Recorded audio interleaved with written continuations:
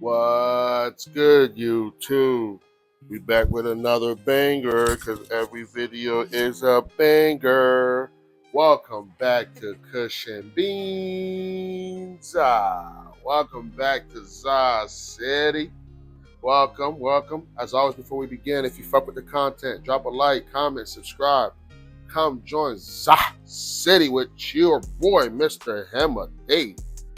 Ben, how y'all doing? How y'all feeling? We got a big one for y'all today. We got a big one. How y'all doing? Hope you guys had a fantastic holiday. Merry Christmas. You know what I'm saying? Hope you guys had a fantastic holiday. Today, what we're doing is we are in week 10. It's about 64 days into flower. Now, if I'm being completely honest with you, the breeder's recommendation, all of these girls should be done flowering this week. But I feel like these girls got another week, 2 weeks to go, if you want me to be honest with you. Today we got a lot we got going on.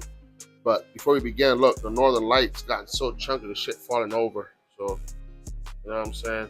This one's falling over. I'm thinking about tying this one up, like this one, like these. Thinking about tying it up to help it out a little bit, but it's starting to fall over. Even these back here, starting to fall over. So that's how I know we're almost to the end. We got about a week, 2 weeks left, and then we'll be done. But today, what we got going on today, one, we're gonna water. We're gonna water these girls up. And we're gonna water these girls. Okay. We're gonna check this side a little bit closer up. But as you guys can see, we're starting to get some fading. We're starting to get some fading up here now. This one been faded. These ones over here been faded. But the ones up front, we're starting to get some fading. These ones, we're starting to get some fading. Keep in mind, a few weeks ago, we did our compost tea. You know, that's what we did. But we got a couple things we got to do for y'all today. So the first thing we're going to do is, in here, we're going to mark in here. So that way we know we know where 5 gallon is, 10 gallon is, 20 gallon is, etc. That's the plan. We're going to mark that up. We're also going to be finishing our water pump. You know what I'm saying? We're going to be finishing our watering system today. We're going to be doing that. And yeah, that's about it. Now, I ain't going to lie. When I first came in here, we had a little bit of a trouble in Za City. This right here overfilled. It was just like leaking in the tent. So that's how we're looking, man. I did forget to water. I'm going to be honest with you guys. I went 3 days without watering. That's why, like, you see it looks a little droopy. It's because I did forget to water. So we do plan on doing a heavy watering today. I am out of molasses, so no molasses tea, but I will be doing another recharge type tea. So we do got the caffeine, and we're gonna be hitting it with the recharge of the caffeine. Let me show you guys this side of the tent right quick.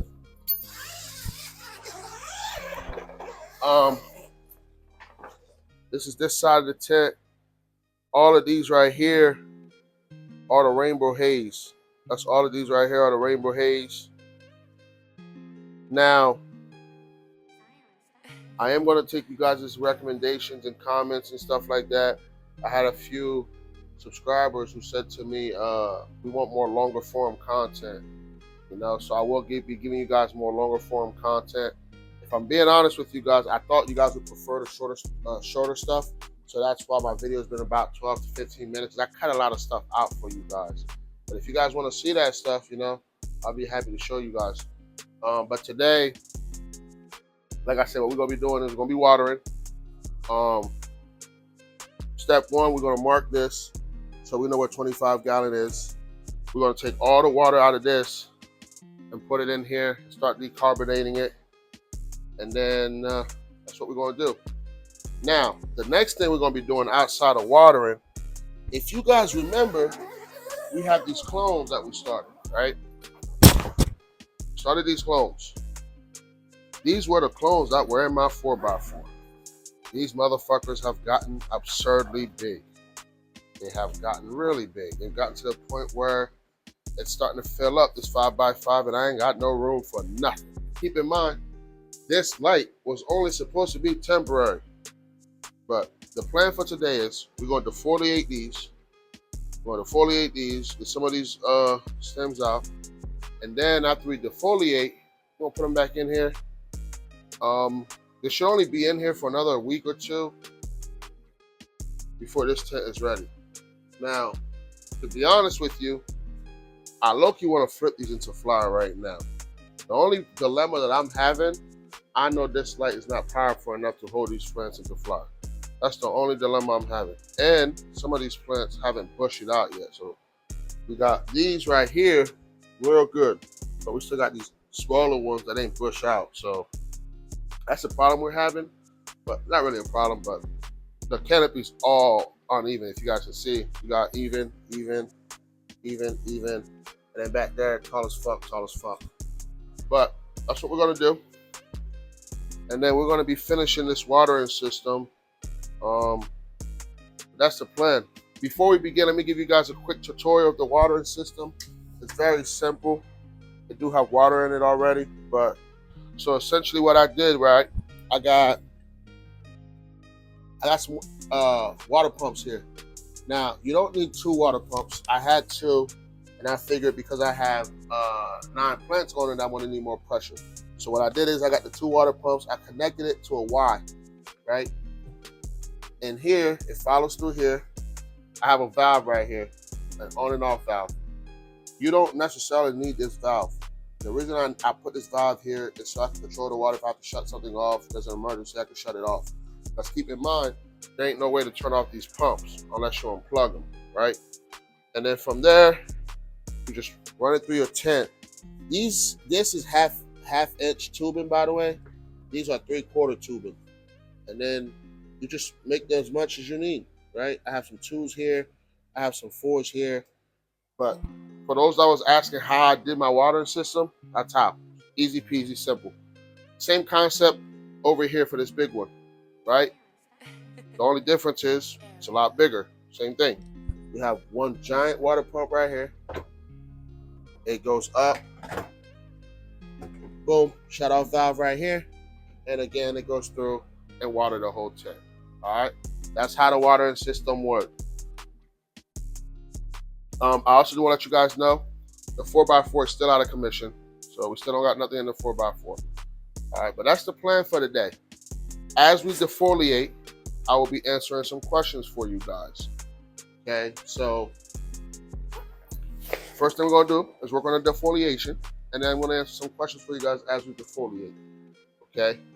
So what I'm going to do is prop you guys up like this. And then what we're going to do, we're going to put this down here like this.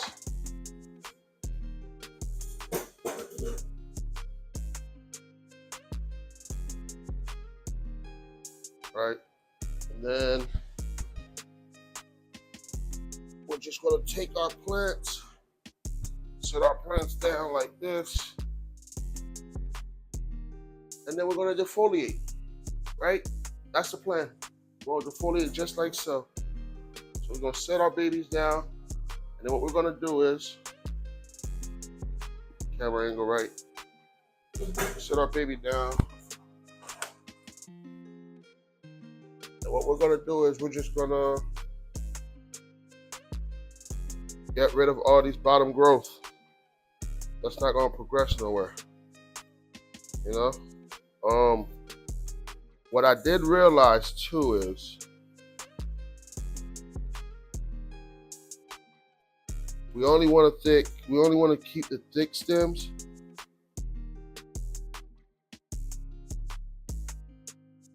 I did realize that also. All these bottoms, we don't need none of these bottom ones.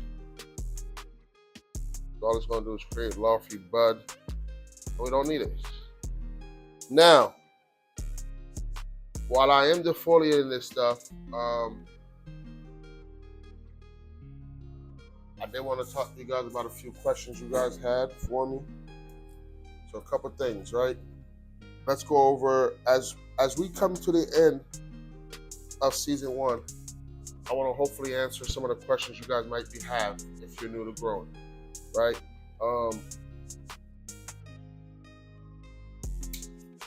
I know some of the questions I had when I was new to growing. I wish I had somebody to answer them for me, so I'm gonna do my best to answer them for you. All right. So, question number 1. Right? I get this question a lot. Do you dechlorinate your water? So I have 2 answers for this. Okay. I have my answer, and I also have the correct answer. Okay. So I'm gonna start off by saying the correct answer. The correct answer is yes. You're supposed to dechlorinate your water. Preferably, you're supposed to use reverse osmosis water, preferably. Okay. Now, as for me, do I dechlorinate my water? I'm being honest. It's what I do. What I do is I take water straight from the tap. I don't dechlorinate it, but it depends, right? If I have to water immediately, I don't give a damn to dechlorinate it. That's me being real with you. If I gotta water immediately, I don't care to dechlorinate it. However, right, I also know where I live, my water's pretty good. Now, I'm gonna be honest with you. I don't have those fancy like water measuring tools that you be seeing, I don't have none of that. Here's the way I can tell if my water is good or not. When you drink the water, if it tastes weird or have a smell, you can't use it. Okay? It's that simple. If it tastes weird or have a smell, you can't use it. Now, if your water, when you drink it, doesn't taste weird or have a smell, then you don't really need to worry about dechlorinating it. That's just me being real with you. Okay? You don't need to worry about that. Now, that's the answer. So, if your water got a lot of bleach in there, you want to dechlorinate it. Okay? And there's plenty of ways you can dechlorinate it. Like, for example, you can just put it in a bucket for like 3 days. That'll dechlorinate it. The second way you can dechlorinate it is if you use high C. I know it sounds crazy, but if you use high C, the high C will fight the chlorine in the water, which will help it dechlorinate a lot faster. Okay, so that's another way you can dechlorinate it. Okay. All right. So that's how you that's all about the chlorination.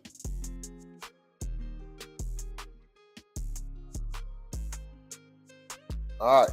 Now, the next question people have: do you have to be precise in everything you do while growing? Again, I have 2 answers for this. I believe if you're growing with synthetic nutrients, you have to be precise. You ain't got no choice but to be precise if you grow with synthetics. Okay, because you will burn the fuck out of your plants.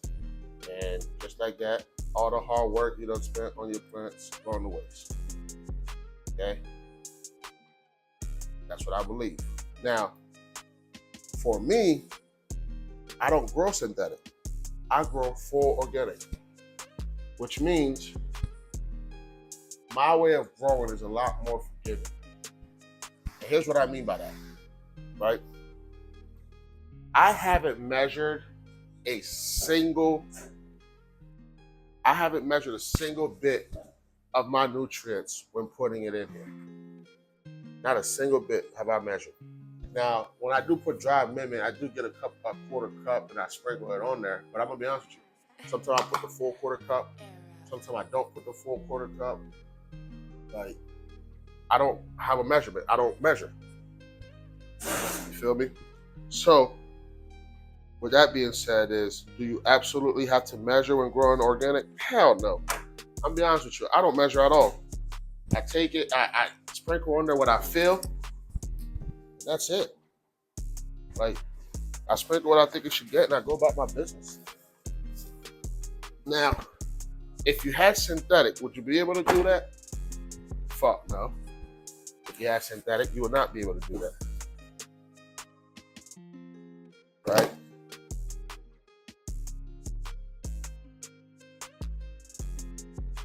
So it all depends on what type of grow material you use. Now, if you guys know,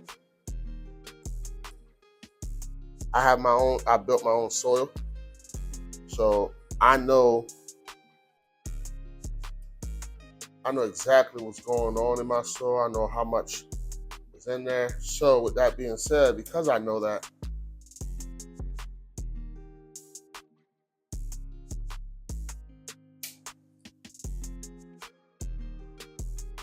I know how much my soil can handle, right? If you don't build your own soil, then I would recommend you measure stuff. The only reason I don't measure is because I built my own soil. Like, I know how much nutrients my plants is holding in the soil, right? Because again, I created my own soil.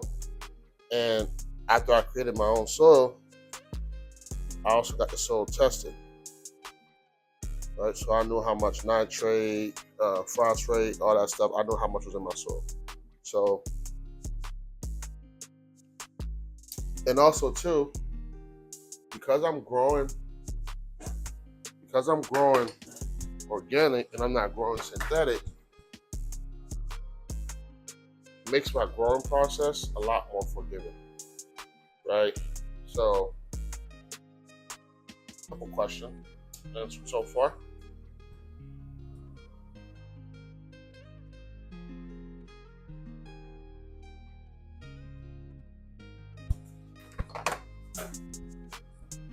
All right. Boom. Next question I want to answer for you guys. Temperature. What's the most important thing to monitor when growing? So I will tell you guys there's a lot of YouTube channels out here that's going to tell you to worry about VPD and all of that shit, right? Now, I'm not saying VPD ain't important, right? What I'm saying is, from somebody who's had 2 successful runs, I'm saying VPD just not everything. And here's what I mean by that, right? I don't know enough to teach you about VPD, but I know that with the proper light, right, with the strong enough light, you can grow anything. That's what I do know, right?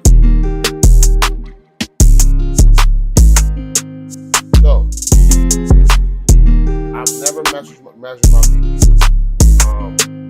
I've always, so like, I had the light, 4x4. When I bought my new light, I looked at the light, that was 1,000. That's the only thing. I've always made sure it was 1,000 watt.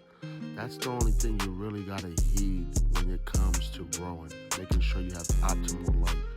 Now, again, I don't know much about the whole VPD. What I would recommend is, when searching for your light, you want to look for anything that's 1,000 watt. From all the research I've done, 1,000 watt is the most ideal thing to look for. Now, typically, whatever light you have that works in a 3x3 will work in a 4x4. If you have an optimal light that works perfectly in a 4x4, it will work even better in a 5x5, right? So that's how the whole lighting works. So far, let's recap, right? 1, you don't need to dechlorinate your water, as long as when you're drinking your water, it doesn't have a weird taste. If your water have a weird taste while you're drinking your water, then you need to dechlorinate it. In terms of dechlorinating, here's a couple ways to do it. Once again, 1, you could use an air pump with an air stone. You run it for 72 hours, get some oxygen in there. That will take out all the chlorine. The second option is you let your water sit out for about 4 or 5 days. And the goal of that is hopefully that after you let it sit out for a few days, that the chlorine will evaporate and your water will be just fine. And then the last option is is vitamin C. I believe, yeah, vitamin C. So what vitamin C is, it helps get rid of the chlorine faster. I'm not entirely sure how accurate that is, but that was something that I was using in the beginning was vitamin C package, especially the orange one to be exact. I was using those to help dechlorinate the water. Now, I'm gonna be honest with you, I don't know if it worked. Okay, I was just using it. All right. To go back to what I'm doing right quick, I've also learned from the last grow, less is more when it comes to defoliating. Essentially, what you want to look for is any stem that is thick, you want to keep. Any stem that is tiny or weak, you want to cut those off, right? That's how you want to defoliate this. The goal of this, too, keep in mind, is to try to keep the canopy as even as possible. Once the canopy is as even as possible, then we can start doing LSD training, and also we can start putting our scrog net up. But do you guys see how open I have it? So that way, we can worry about the airflow, so that way we don't have to have bud rot or powdery mildew. You want to keep it very open. And two, you want to make sure you keep it open because you want that light penetration. In my case, I really need that light penetration because keep in mind, I'm using this iron board that's supposed to be in my 4x4. So ideally, it's not the best light, but that's what I have to do right now until the other tent is ready and I can move those over. Okay, so that's mostly the top things I would worry about, okay, if you're a new grower.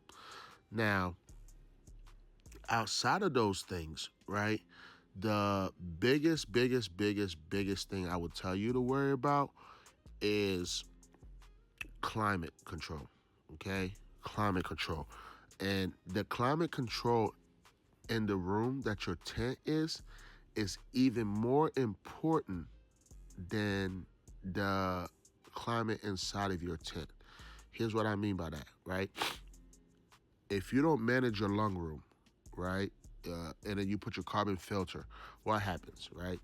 Depending on your orientation of your carbon filter, you either have air pulling from your lung room into your tent, or you have air from your tent getting pulled out to the lung room, right? So let's say that your temperature in the lung room is all fucked up. When that temperature gets pulled into the tent, it's going to throw your tent off. So it is important to manage your lung room, okay?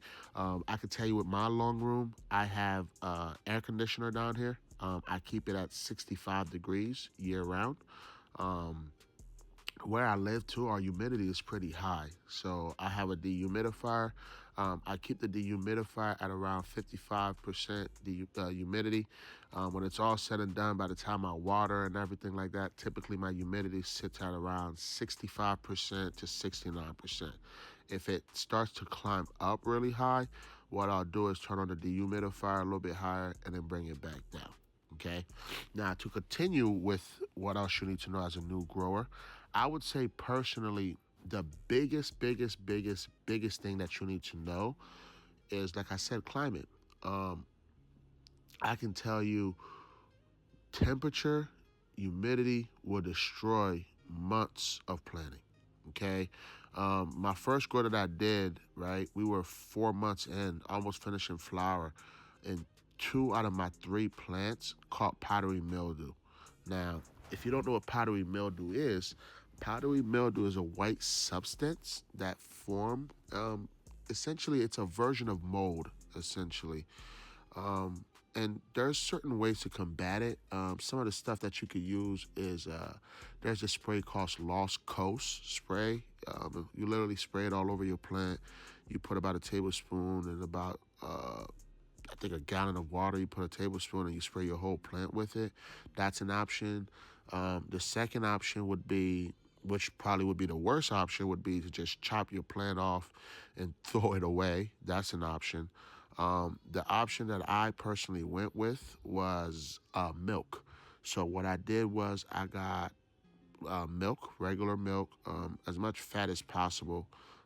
That's what my research told me. If you have as much fat as possible, that would help us out. But what I did was I got milk. I diluted with some water, and then I spray my plants down with it, right? And that didn't necessarily fix my powdery mildew problem, but what it did is it slowed it down to give me enough time to finish, and I was able to harvest the plant. Okay, so that's why it's important to manage your temperature and humidity. On the flip side of temperature and humidity, airflow, airflow, airflow, airflow, airflow, airflow. You want to have the proper airflow. The reason you want to have the proper airflow is because if you don't have the proper airflow and your tent is filled up with plants and you have all that still air, that's breeding ground for mold and bacteria and bugs and insects. Okay, in my area, I had a big gnat problem, so sticky traps and stuff like that helps.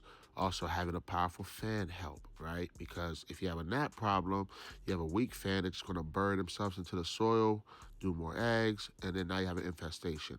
Versus if you have a good airflow, the airflow is so strong, they're not strong enough to fly up, they can't find food, they usually die there. Okay? So airflow. Now, the last thing I would say that is the most important in your first time growing is what type of nutrients and soil you use. Now, if you guys know, I built my own super soil, so I know how much nutrients. I also got my soil measured when I first built it, so I know exactly how much nutrients was in it. So know your soil and you'll know how often you need to re-amend it. I can tell you when I create a fresh batch of soil, I can take it from seed all the way to harvest if I wanted to without adding any extra amendment. Now, of course, as you guys know, I do use dry amendment to re-amend my soil, but that's because typically I do about a month to about, I would say, 45-day veg. And I personally like to amend my soil after every 30 days. Okay? So that's all the things I would say that you guys need to personally know when you first time growing. Um, as you guys can see, we got a lot of defoliating done. Also, too, I didn't mention this earlier. Now is a decent time for you to take clones, right? So if you want to get into cloning and stuff like that, all of these that I'm cutting off, you know, depending on where you cut it, you can take the clones and then re-veg them and clone those. Me personally, I like to take the clones once I flip them into flower and then I do my big defoliating then. That's when I like to take clones personally. I find that those clones root a lot easier than getting these clones early. Okay, so but that's about it. So that's about everything you need to know if it's your first time growing, man. Is water supply. Make sure you got water. Make sure your light is at least 1,000 watts. If your light's 1,000 watts, you're cool. Okay, and manage your temperature. Right, whether you somewhere hot, somewhere cold, somewhere humid, somewhere dry, manage your temperature. If you do those three things, you can grow this. You can grow some za. Like it's really easy to grow some za if you do those three things. Now, if you learn to do those three things perfect, if you perfect these three things, obviously your yield will be a lot more. But just knowing the aspect and how to manage those three things will give you za. Okay. Now, also on another case, right? Excuse me. Also, another case is there's different types of za you can grow, right? At the end of the day, remember these are called weed for a reason, which means they're very forgiving. It's plenty of time that I've forgotten to water. As a matter of fact, I didn't water the last 3 days, and you see the plants look a little droopy and stuff like that. Um, what I wanted to show you guys real quick is look at these lemon pies. Remember, these were cloned. These lemon pies are fucking massive. Okay, you'll see that I have two massive lemon pie, and I also have a massive northern light that we currently have growing. I'm actually a little worried that between the two lemon pies and the northern light, they might actually stretch so much in the veg stage that I might run out of room in the flower stage.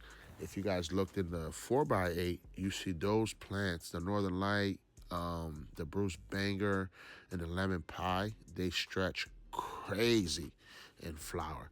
So we want to be a little careful there. We still have about, I would say we day 64. The breeders say that these plants should be ready around day 70.